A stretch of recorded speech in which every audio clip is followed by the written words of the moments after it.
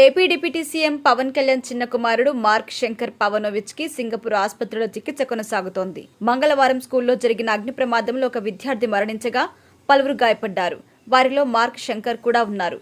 అతడి కాళ్లు చేతులకు గాయాలు కావడంతో పాటు ఊపిరితిత్తుల్లోకి పొగ వెళ్లడంతో అతడికి వైద్యులు అత్యవసర విభాగంలో ఉంచి చికిత్స అందించారు.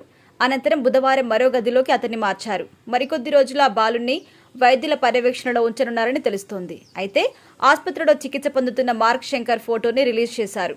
ఈ ఫోటో సోషల్ మీడియాలో వైరల్ అవుతుంది.